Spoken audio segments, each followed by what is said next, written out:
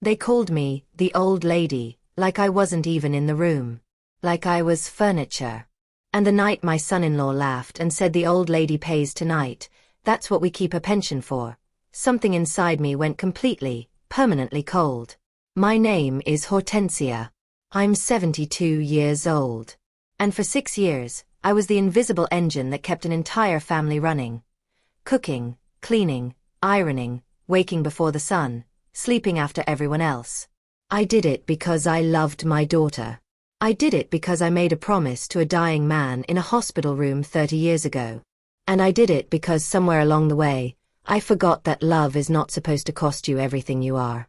But that night, in that restaurant with the crystal chandeliers and the white linen tablecloths and the towers of fresh lobster, I remembered. And what I remembered changed everything. The restaurant was the kind of place that made noise feel expensive. The clink of silver cutlery bounced off marble walls. The smell of melted butter and roasted garlic hung in the air like a curtain. I sat at the head of a long rectangular table, shrinking inside my grey wool coat, feeling like a worn-out chair someone had left in the middle of a showroom. My fingers traced slow circles on the frost of my water glass. It was the only thing I had ordered. Just water. Ice water. To my right sat my daughter, Julieta. My only child. The little girl I raised alone after my husband Gregorio closed his eyes for the last time in a hospital bed more than 30 years ago. She kept her gaze fixed on the glowing screen of her phone, typing something urgent, pretending she hadn't heard what her husband just said. She didn't defend me. Didn't look up. Didn't tell Rodrigo to lower his voice or show respect to the woman who made his breakfast before the sun came up. Her silence was a wall, thick and heavy, pressing against my chest. To my left sat my grandson Simone, 9 years old, enormous headphones clamped over his ears, lost in a video game of flashing lights. Completely disconnected from the world. From his grandmother. From the woman who had taught him how to walk. Right there in the living room of our old house. And across the table, spread out like absolute rulers of the universe, sat Rodrigo's 10 guests. Men in dark tailored suits with stiff collars and watches that caught the light. Business partners from his new investment firm. They laughed at his jokes. They clinked their glasses. They celebrated the closing of some contract I understood nothing about. A contract that apparently justified a banquet that was, according to the words that had just come out of my son-in-law's mouth with total shamelessness, going to be paid entirely with the money from my modest retirement pension. Of course, Don Rodrigo, said one of them, a red-faced man already loosening his silk tie. You have to take advantage of generous mother-in-laws while you can. Rodrigo smiled. That smile. The one that had seemed charming when he first met Julieta in university. The one that over the years had curdled into something else, a sneer dressed up as warmth. My dear mother-in-law is a saint, he said, winking at me from the far end of the long table, raising his glass in a mocking toast. She lives with us. No rent. No bills.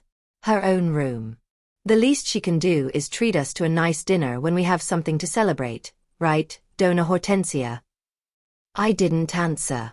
My hand stayed wrapped around the cold, fogged glass. The ice had almost fully melted, forming a tiny puddle on the white tablecloth. The cold from the crystal moved up through my knuckle joints, but it was nothing, compared to the deep, dark ice that had begun forming at the center of my chest. It wasn't hot fury. It wasn't the kind of anger that makes you throw things and lose control. It was something far deeper, sadder, more final. It was the sound of a heavy steel door swinging shut, locking, forever. For 6 years, I had been the invisible motor of that family. The silent blood that kept their comfortable bodies alive. When Simone was born and Julieta fell into a difficult postpartum, fevers, a sadness that wouldn't let her get out of bed, I left my small apartment in the center of the city. I packed my 3 old suitcases and moved into the big house they had just bought on the outskirts. I did it for pure love. Because a mother doesn't leave her daughter alone when she's crying in the middle of the night, not knowing how to quiet a newborn's constant screaming. Because a grandmother doesn't measure hugs, or sleepless nights, or lullabies whispered in the dark while walking circles through a lightless room. At first it was supposed to be temporary. Just a few months, Mama, I swear, just until I recover and Simone starts sleeping through the night, Julieta had told me, holding my hands, tears running down her pale cheeks. But the months became years and nobody mentioned my return. My old apartment, the only real asset Gregorio and I had ever managed to pay off with the sweat of our own hands, was rented out to strangers to help cover the enormous mortgage on Rodrigo's mansion. And I became a permanent piece of the domestic landscape. As invisible and functional as the washing machine or the stove. My routine in that house knew no Sundays, no holidays, no sick days. I woke every morning at 5 before the sun dared to appear through the tall windows. I walked on tiptoe down the cold hallway so I wouldn't disturb anyone. I prepared Julieta's coffee exactly as she liked it. Half a spoonful of brown sugar, a precise splash of warm almond milk. I ironed Rodrigo's shirts, spraying water onto the cotton, pressing the hot iron until the collars were perfectly stiff, because he said the neighborhood dry cleaner ruined his buttons. I packed Simone's lunchbox, cutting the dark edges off his sandwiches, making sure he had fresh fruit cut into perfect cubes instead of the processed sweets his mother bought at the supermarket out of sheer lack of time. I dusted the high shelves of the library. I swept the dry leaves the wind piled up in the back patio. I washed all the bed sheets. I organized the pantry cans with their labels facing forward. And I cooked 3 complete meals every day. Nobody demanded this of me with direct words. Nobody left a list on the refrigerator. But the silence in that house was a crushing order all by itself. If I didn't do the shopping on Tuesday afternoons, the refrigerator went empty. If I didn't wash the dishes after dinner, the pile grew into a mountain of dirty, smelling porcelain. I was the invisible safety net catching all their falls. The soft, worn-out mattress on which they rested the weight of their modern adult responsibilities. And I did it willingly. That is the truth that hurts most to admit. There in that restaurant with my ice water and my shrinking dignity. I did it because watching Simone grow up healthy and rosy-cheeked and clean, watching Julieta succeed at work without the dark circles of lonely motherhood, watching the family stay together under one roof, that was my greatest and only reward. My generation was taught from girlhood that our value in this world was measured by our infinite capacity for self-sacrifice. That the more you wore yourself down for the people you loved, the more they loved you back. What a beautifully packaged lie. Real love doesn't erode slowly. But something else does. Something does wear down, like stones at the bottom of a river, imperceptibly, constantly, under the pressure of cold moving water. And the cold water in my life for the past 6 years had a name. Rodrigo. As he climbed in his financial career, his attitude toward me shifted completely. He stopped saying good night. Stopped thanking me for the steaming bowl of soup I placed in front of him. He started complaining out loud if the food was too salty for his refined palate, or if his favorite shirt had a tiny wrinkle near the cuff. And Julieta, instead of setting a boundary with her husband, adopted the coward's comfortable position. You know how he is, Mama. Rodrigo has so much pressure at work. Don't pay attention to him. It's just accumulated stress. She said this in kitchen whispers, patting my shoulder with a condescending hand. But the real breaking point, the deep fracture that brought us to this restaurant table, began 2 years ago, when my health started showing the weight of years of physical strain, and the money from my pension became a tool of absolute control. I had worked 35 years as an elementary school teacher. My monthly pension wasn't a fortune anyone could brag about, but it was the worthy fruit of decades spent standing in front of chalk-covered blackboards, grading mountains of notebooks under a yellow lamp well past midnight, tending to other people's children with the same infinite patience I gave to my own. That small pension, deposited each month into my bank account, was my independence.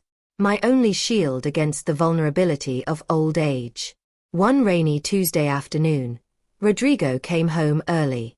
He found me sitting at the kitchen table counting crumpled bills to pay the young man who came to trim the lawn. He poured himself a glass of fresh squeezed orange juice I had just made by hand and came to stand beside me. Suegra. For God's sake, don't complicate your life with finances at your age, he said, in a voice that was soft, almost paternal, which struck me as profoundly strange and out of place coming from a man 30 years younger than me. You worked hard enough in your youth. Let me handle these boring money matters. Give me your bank card. I'll withdraw cash when you need it, pay your small expenses, your medicines. That way you won't have to walk to the ATM on the avenue and risk getting mugged. You know how dangerous it's gotten out there. I hesitated. The most primitive instinct told me to close my fist around my card, which was safely tucked in the right pocket of my flower print apron. But Julieta walked into the kitchen at that exact moment, drying her hands on a dish towel, and immediately endorsed her husband's brilliant idea. He's right, Mama. Rodrigo is an expert in finance. That's literally what he does all day. He can manage your little money much better. Besides, with how expensive it is to maintain this big house and Simone's school fees, it would help us enormously if you contributed your share directly to the joint account. Your share. As if the slave labor I performed from sunrise to sunset, cleaning, ironing, cooking, was worth $0 in the real world. As if the monthly rent from my apartment going straight into their pockets to cover their bank debt didn't exist. But I gave in. I gave in because I blindly loved my daughter, because I was terrified of causing a conflict in her marriage, because I foolishly believed that mutual care was the unbreakable foundation of family. I took my hand out of my apron pocket and handed over the small blue plastic card. That was the beginning of my total invisibility. The moment I became a prisoner inside the house, I was holding up with my own tired hands. Little by little I had not a single bill to my name. If I wanted soft wool to knit a winter sweater for Simone, I had to ask Rodrigo for it like I was begging for charity. He handed over the counted bills with an expression of theatrical exhaustion, sighing deeply as if he were granting me an enormous loan. If my knees hurt and I wanted to buy a special joint cream at the corner pharmacy, Julieta told me to wait patiently until the end of the month, that they were very short on liquid funds because of a business trip Rodrigo had been obligated to take. "We're keeping your pension safe for you, dear," Rodrigo would announce loudly in front of visitors and neighbors at Sunday barbecues. "We're investing it for the future. For when the serious aches of old age come and you need real medical care. We take care of her like a queen here." And I would stand there with lowered eyes, serving the steaming coffee, clearing the dirty cups of his guests, smiling stiffly at the hollow compliments, retreating in silence to my room. A room that was the smallest and darkest in the entire house, at the end of a narrow hallway, right next to the laundry area, where the sound of the dryer vibrated through the walls until the early hours of the morning. I convinced myself, repeating it like a prayer before sleep, that all of this was acceptable. That at the end of the day I had a safe roof over my head, a warm plate of food, and my beloved grandson nearby. Until this night. Until this exact moment in this restaurant with linen tablecloths and live lobsters floating in crystal tanks. The waiter in the dark uniform returned to our table, holding a small black leather notepad and a gold pen. "For starters," Rodrigo announced, settling widely into his upholstered chair, unbuttoning the center button of his tailored jacket, 3 dozen fresh oysters. "And for the main, grilled lobster with garlic butter for everyone. Well, for the gentleman and for my wife, of course." He paused theatrically. "My mother-in-law will just have her water. You know how it is. Delicate stomach. Her age. We don't want her having a rough night." The laughter of 10 businessmen rang through my skull like cracked church bells. Julieta looked up from her phone for a fraction of a second. She met my eyes with a flash of mild discomfort, then immediately lowered her head back to her screen, surrendering, as always, to her own cowardice.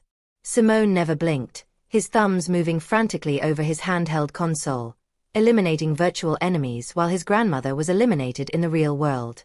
"And bring 3 bottles of your best white from the reserve collection," Rodrigo added, handing the wine menu to the waiter with a theatrical sweep of his arm.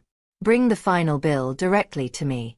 My mother-in-law was kind enough to invite us tonight to celebrate my promotion, but I'll do the honors of paying with her little retirement card." He laughed again. His 10 friends laughed with him in perfect synchrony.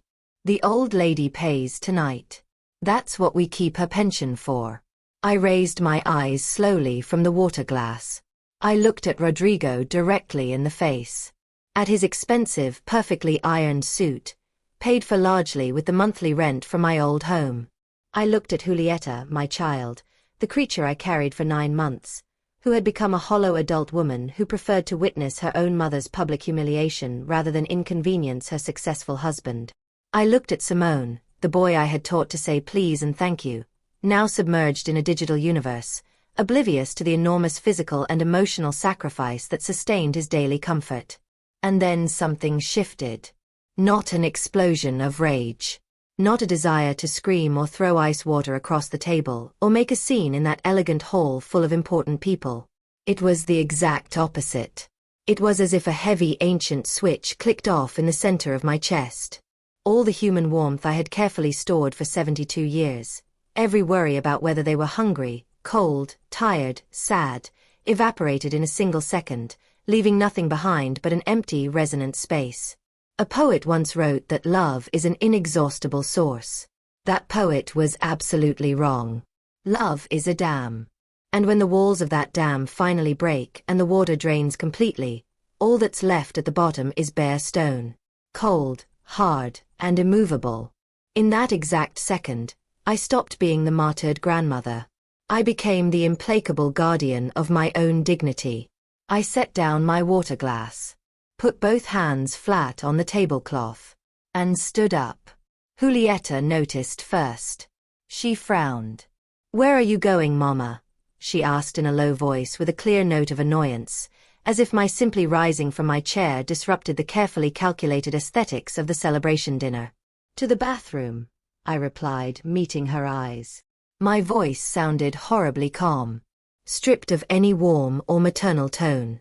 Even I was surprised by the sound that came out of my own throat. Rodrigo made a dismissive gesture without pausing his story. "Go ahead, suegra. Be careful not to slip on the freshly waxed floor. We'll wait patiently for you to come back and sign the receipt." The laughter resumed. Nobody paid me another second of attention. I turned and began walking. The enormous restaurant was packed. I moved at a steady pace through the central hallway, weaving past elegant dessert carts and hurrying waiters carrying steaming trays. With every step I felt a dead weight lifting from my shoulders. 10 kilograms less as I passed the lit salad bar. 20 kilograms less as I crossed beside the open kitchen where orange flames leapt aggressively from steel pans. 50 kilograms of guilt and obligation gone. When I saw the glowing red exit sign ahead, I didn't turn left toward the carpeted hallway leading to the bathrooms. I kept walking straight, without a second of hesitation, toward the heavy double-glass doors that opened directly onto the main street. A young receptionist in a neat suit smiled at me from his wooden podium. "Leaving so early in the evening, Senora? The night is still young." I gave him a polite smile, the kind that veteran school teachers reserve for the most distracted students in the classroom. "The air in here is too heavy for me, young man. I need to breathe." I pushed through the heavy glass door with both hands. The cold, sharp night air of the city hit my face immediately, but it felt like the warmest, most sincere embrace I had received in many years. I stood at the edge of the curb, raised my right hand firmly toward the street. A yellow taxi with a lit green free sign on the roof stopped in front of me almost immediately. I opened the back door without hesitation and settled into the wide seat that smelled intensely of cheap pine air freshener and old synthetic leather. "Where to at this hour, Senora?" asked the driver, a white-haired man with rounded shoulders, looking at me curiously in the rearview mirror. I gave him the address of the house. The immense property on the residential outskirts, with its perfectly trimmed lawn and freshly painted white walls. The journey lasted exactly 45 minutes. 45 minutes of a precious, thick, healing silence, interrupted only by the very soft instrumental music coming from the old taxi radio at low volume. I rested my head against the cold window glass and watched as the tall, illuminated buildings of the commercial center slowly gave way to the large, dark, silent residential houses of the wealthy suburbs. During the entire ride, I didn't think for a single second about the swelling restaurant bill accumulating on that table. I knew down to the last cent how much that ridiculous lobster and imported wine dinner was going to cost. And I knew with absolute certainty that the blue plastic card Rodrigo carried so proudly in his designer wallet was not going to pass through the waiter's machine. I had personally taken care of that very same morning, from the bank branch downtown, performing a definitive and silent transaction that he knew absolutely nothing about. But that wasn't the main blow of my retreat. The money, at this point in my life, was the least of it. What was about to happen inside that empty house went far beyond a declined card at a seafood restaurant. The yellow taxi slowed and stopped at the curb, directly in front of the imposing black wrought iron gate of the property. I paid the fare with the small amount of crumpled cash I kept hidden religiously in a metal cookie tin at the bottom of my underwear drawer, low-denomination bills I had been collecting one by one for months from the leftover change at the neighborhood bakery. I left the gray-haired driver a generous tip. "Have a very good night, Senora, and bundle up, the temperature's dropping fast," he told me with a warm smile as he said goodbye. "I will. I assure you," I replied in a firm voice, getting slowly out of the car and closing the back door. I walked with steady steps up the flat stone path to the enormous front door of carved dark oak. I inserted the golden key in the main lock. The internal mechanism clicked with a soft, perfectly obedient metallic snap. I entered the immense house. The artificial heat of the central heating received me immediately, wrapping around me. The smell of clean floors and freshly applied wood wax floated densely in the enclosed air. It was the unmistakable smell of my own accumulated exhaustion. The penetrating scent of 6 years of voluntary servitude. I closed the heavy oak door behind me, making sure it settled perfectly in its frame. I took off my gray coat slowly, smoothing the wool wrinkles, and hung it carefully on the wooden coat rack in the entryway. I walked down the long hallway in the dark, knowing from memory every microscopic crack in the wood floor, the exact location of every piece of furniture, the shape of every shadow projected by the streetlight filtering through the windows. I didn't need to turn on a single light switch to reach the wide granite kitchen. There it was. On the central island of the kitchen, perfectly illuminated by the moonlight coming through the large window, rested the big wooden tray I had prepared so carefully for tomorrow's breakfast. 3 ceramic cups turned upside down on pressed cloth napkins. The box of Simone's favorite imported cereal. The airtight tin of Julietta's special coffee. The small glass pitcher, empty and ready to be filled with almond milk. Everything arranged with the military precision and silence of an elderly mother who loves deeply and asks nothing in return. I stood at the granite island. I stared at the tray for a long moment in the silent penumbra of the empty house. Then, with a slow, firm, and completely deliberate movement, I picked up the heavy wooden tray by its lateral edges, lifted it into the air, and emptied its entire contents into the large metal trash can at the side.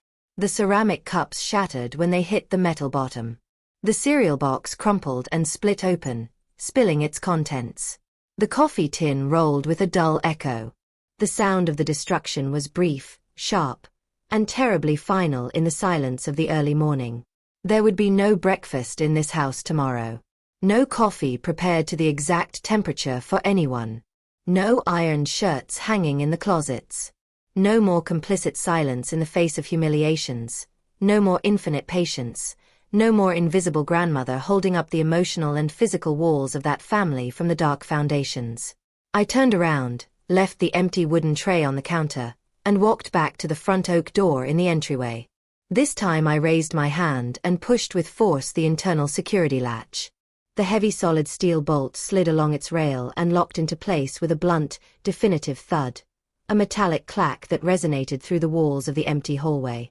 A heavy old bolt that by its security design could only be opened from the inside of the house.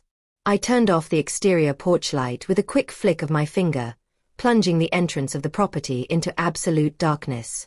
I stood in the penumbra of the entryway with my back straight, breathing the air of my freshly conquered freedom, listening to the monotonous tick-tock of the large wall clock in the living room, waiting patiently for the front door's phone to begin ringing with desperation, and for Rodrigo's perfect, arrogant world to start crumbling under the crushing, unbearable weight of my total absence. The phone rang exactly 12 minutes later. Rodrigo's voice was a hissed whisper, pressed tight, like a man speaking through clenched teeth so the people around him couldn't hear. But his breathing was ragged and cornered. "Suegra, answer me. I know you're there because the taxi driver just confirmed he left you at the front of the house." "Good evening, Rodrigo," I replied, with a voice that didn't sound like mine. Flat. Stripped of any maternal warmth. Cold as the ice water I had left abandoned on that white linen tablecloth. The card has been declined 3 times, he erupted in a furious whisper, his composure as successful businessman completely shattered. The manager came over. My partners are looking at me like I'm a criminal. I have a bill in the hundreds here. Call the bank. Tell them it was a system error. I leaned against the cold edge of the granite island. It wasn't a system error, Rodrigo, I said slowly, pronouncing each syllable with absolute clarity. This morning, after dropping Simone at school, I went to the bank branch downtown. I sat with the account executive, presented my official identification, reported the card as lost, and ordered the permanent cancellation of that bank account. The pension is mine again. Entirely and only mine. I suggest you ask your friends, the ones who laugh so loudly at your jokes, to pool together for the lobster and the fresh oysters. Good night. Don't you dare hang up on me, you stupid old woman. The shout crossed the telephone line, stripping itself finally of all the masks of feigned respect, revealing the absolute contempt he had always held for me. The door has the steel bolt slid from inside, I replied, looking toward the dark hallway that led to the entrance. You won't be able to get in. I pressed the red button on the receiver before he could make another sound. Then I disconnected the clear plastic cable connecting the telephone base to the wall. The device went completely dark, leaving the kitchen in a peaceful and silent darkness. I walked to my room. My small, damp room at the back of the house, beside the laundry zone where the smell of cheap detergent and the constant hum of the clothes dryer had been my only companions for 6 years. I turned on the small bedside lamp on the chipped nightstand. The yellow light illuminated the single bed with its sunken mattress, the small wardrobe with sliding doors, and the worn carpet. I got down on my knees with difficulty, feeling the sharp creak in my joints, and pulled out the 3 old canvas suitcases stored beneath the bed. I dragged them to the center of the room, opened the rusted zippers, and stood in front of the wardrobe. I began to pack with mechanical efficiency, without shedding a single tear. I folded my thick cotton skirts, my turtleneck blouses, my hand-knitted wool sweaters, my simple cotton underwear. I left behind on the hangers the polyester blouses they had gifted me for Mother's Days, those impersonal garments bought at the last minute at the supermarket to fulfill the family protocol. I left the orthopedic shoes Rodrigo had once brought from a business trip, complaining loudly about how expensive they had been. I packed only what was strictly mine, what I had bought with my own sweat when I was still a primary school teacher. At the bottom of the 3rd suitcase, wrapped carefully in a soft towel, I placed Gregorio's wristwatch and the only framed photograph I still kept of the 2 of us at the beach, young and unaware of the betrayal the future had planned for us. When the room was completely stripped of my essence, I sat on the edge of the sunken mattress. I took out the basic cell phone Julieta had forced me to use for sending her endless grocery shopping lists. I dialed a number from memory. The only number that didn't belong to anyone in this family. The call rang 3 times before a firm, raspy voice answered. Hortensia, do you know what time it is? I was about to turn the light off. It's me, Miriam, I said, feeling for the first time that night a genuine knot forming in my throat. Miriam had been my friend for 40 years. We had shared the same teacher's lounge in the neighborhood public primary school, grading exams together, sharing thermoses of bitter coffee and complaining about the new curriculum. Miriam had never married, never had children, and had always told me with that brutal frankness that characterized her that I was raising a selfish daughter and allowing a parasitic son-in-law to drain my blood. We had grown distant in recent years because Rodrigo was made uncomfortable by her presence in the house, calling her a resentful, meddling old woman. I, to avoid conflicts, had stopped inviting her for tea. What happened? Miriam's voice changed immediately, losing the sleepiness, becoming sharp and alert.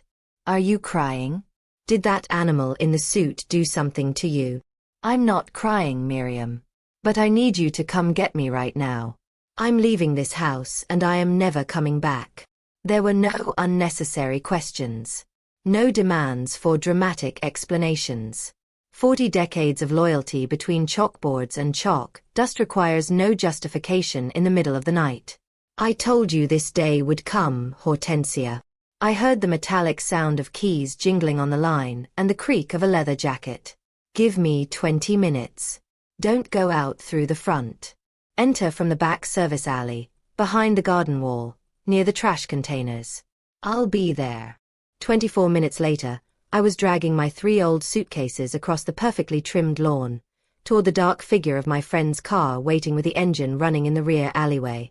Behind me, the world Rodrigo and Julieta had built on my back, on my money, on my labor, on my silence, was already beginning to collapse. I just couldn't hear it yet over the sound of the engine. I could hear it the next morning when I turned on my phone and found 42 missed calls and 7 voicemails. The progression of the chaos in that house was both predictable and revealing. Rodrigo's first message at 2:40 in the morning. Fury, threats to break down the door, claims of ownership. By 6:15 in the morning, it was Julieta, her voice high-pitched and cracked, Simone crying in the background.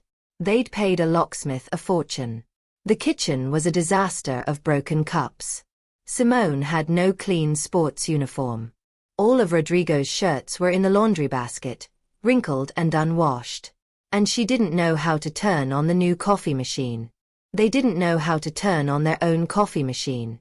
I set the phone face down on Miriam's table and ate the breakfast she had made for me. Scrambled eggs and toast, warm and prepared exclusively for me. The first time in 6 years anyone had placed a hot plate in front of me before I had served 3 others first.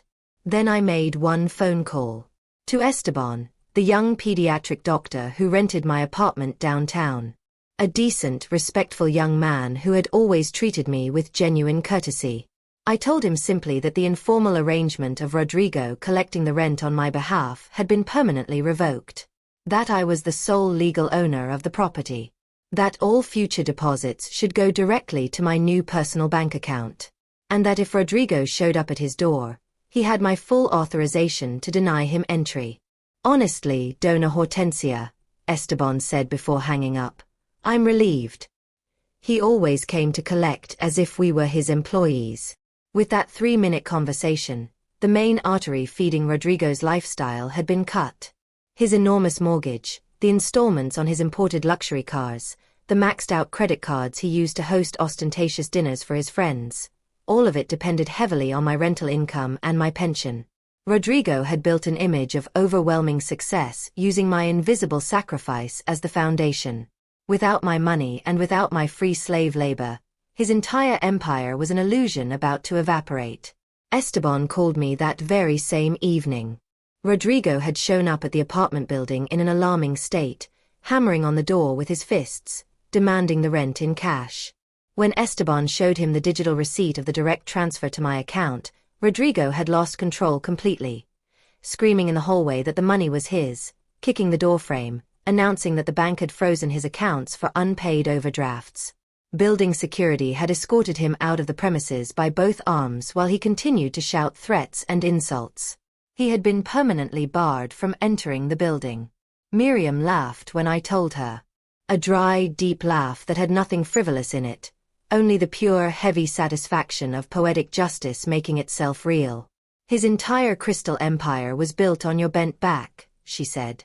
You were the foundation stones. The moment you pulled yourself out, everything came crashing down under its own dead weight. She was completely right. And the mechanism of my liberation had required not a single expensive lawsuit, not a single court document signed before a notary.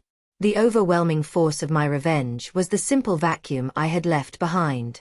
I had simply stopped subsidizing their arrogance with my blood. They came to Miriam's building that night, both of them, soaked by the rain, disheveled and desperate.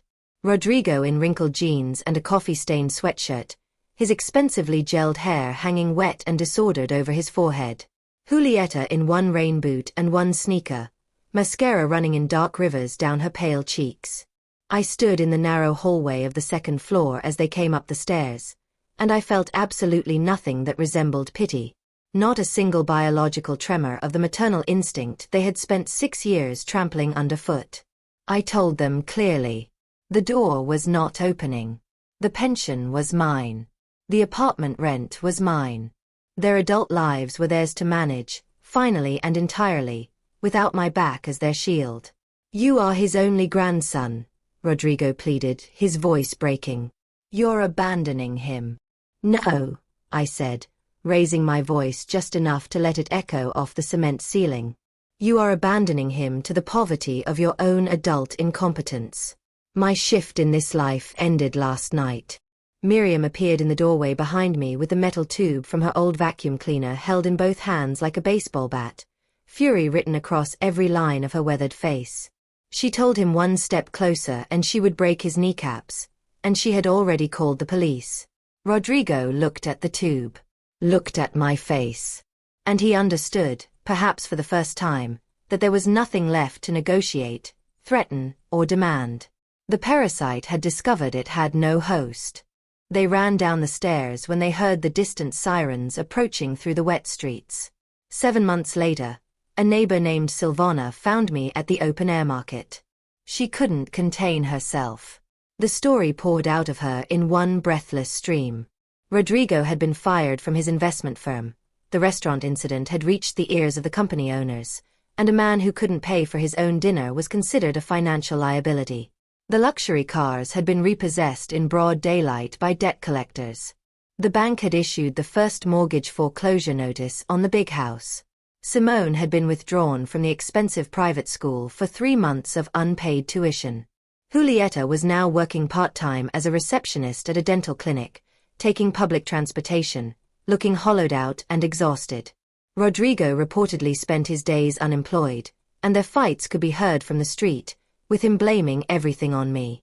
Every person harvests exactly what they plant in their own garden, Silvana, I said, selecting 3 red apples from the display.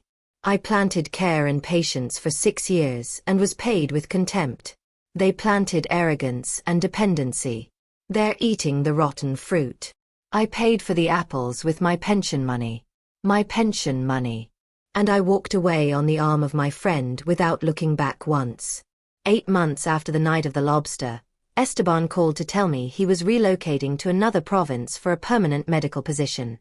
He would leave the apartment perfectly maintained. I didn't need to think about it for even a second. I wasn't going to find new tenants. I was going home. The day I returned to my apartment, the city air was crisp and clean. I inserted the golden key into the old lock. Felt the perfect mechanical turn. Pushed open the dark wooden door. The place smelled of fresh paint and floor wax, and the walls resonated with the echoes of my youth alongside Gregorio. I walked through the sun-filled living room, running my fingertips along the edges of the window frames, recognizing every corner, every microscopic crack in the ceiling plaster. In the weeks that followed, I decorated the space with deliberate, joyful slowness. I bought an enormous armchair upholstered in yellow fabric and placed it directly in front of the large window where the afternoon light fell. I bought a small, round rustic wooden table for the kitchen, designed exclusively for 2 people, not for noisy business banquets. I bought clay pots and planted red geraniums, hanging ferns, and fresh basil on the balcony. The plants required care. They needed water and constant attention. But unlike my son-in-law, they bloomed in silence and didn't demand humiliation in exchange for their beauty. In the main shelf of the living room, right at the center, I placed the framed photograph of Gregorio and me at the beach, and beside it, his old wristwatch. His presence was no longer the weight of a crushing, suffocating promise. It was the silent testimony of a real love that never required mortal sacrifices to exist. One winter Sunday afternoon, I sat in my yellow armchair wrapped in a soft wool shawl, knitting with wooden needles. In my lap rested the blue sweater I had begun making for Simone weeks before the final rupture. My hands moved with rhythmic agility, crossing the thread, forming the precise knots, closing the neck of the garment. When I made the last stitch and cut the remaining thread with metal scissors, I held the sweater up in the air. It was a beautiful garment, thick and perfect for protecting a child from the sharp cold. The biological instinct whispered faintly at the back of my neck, suggesting I should box it up and send it anonymously to Julieta's new address. A ghost message of unconditional love. But the dam was truly empty. Sending that sweater would be throwing a lifeline to those who had tied stones to my feet to drown me. I folded the blue sweater with extreme care, smoothing the folds with the palms of my hands. I stood from the armchair, walked to the hallway closet, and placed it on the top shelf beside some mothballs. Perhaps someday, in a distant future, Simone would grow up enough to come looking for me on his own, free from the toxic influence of his parents, and I would have something warm to offer him. But until that day arrived, I would not take a single step toward his door. I closed the closet and walked to my small kitchen. I opened the refrigerator and took out a crystal pitcher fogged by the cold. I went to the top shelf, took a thick transparent glass, and let 3 ice cubes fall into the bottom. They tinkled cheerfully against the walls of the vessel. I poured the pure water to the rim. I approached the small rustic wooden table and sat in the only occupied chair. Outside, the city continued its frantic course, full of debts, screaming, ridiculous pretensions, and men of business in moral bankruptcy. Inside, in my recovered fortress, the air was clean and belonged completely to me. I rested the glass on the bare wood of the table. The difference in temperature caused a layer of frost to begin forming on the outside of the crystal, accumulating small drops of condensation that slid slowly to form a tiny circular puddle on the surface of the table. Exactly like the puddle I had left on that white linen tablecloth in the lobster restaurant. I raised my right hand, extended my index finger, and with deliberate slowness traced the exact edge of that small puddle of cold water on the wood, feeling the moisture slide across my skin. I felt no fury, no sadness, no need whatsoever to apologize to the universe for the space I now occupied within it. I lifted the crystal glass, brought it to my lips, and took a long drink. The ice-cold water moved down my throat. But instead of freezing my chest, as it had that night of humiliation, it filled me with a clean, sharp, and absolutely glorious freshness. I set the glass half empty on the table, took a small cotton cloth from the countertop, and with a single firm, silent movement of my hand, wiped the puddle of water from the wood, erasing forever any trace of the past, leaving the surface immaculate and ready for my own life. Just mine. The story comes in at approximately 5,200 words, right in your target range. Here's what was done to enhance it. The opening hook was sharpened to land the emotional gut punch in the first 2 sentences. The pacing was tightened throughout so every scene either builds dread, reveals something new, or deepens Hortensia's transformation. The revenge beats were made more deliberate and sequential. The bank visit, the bolt, the trade destruction, Esteban's call, and then the slow public unraveling of Rodrigo's empire, each landing like a domino. The closing was made more symmetrical and cinematic, mirroring the opening image of the water glass to signal that Hortensia has fully reclaimed herself. The inner voice was amplified to make her feel like a real woman speaking directly into a camera, not a fictional character, which is essential for voiceover storytelling formats.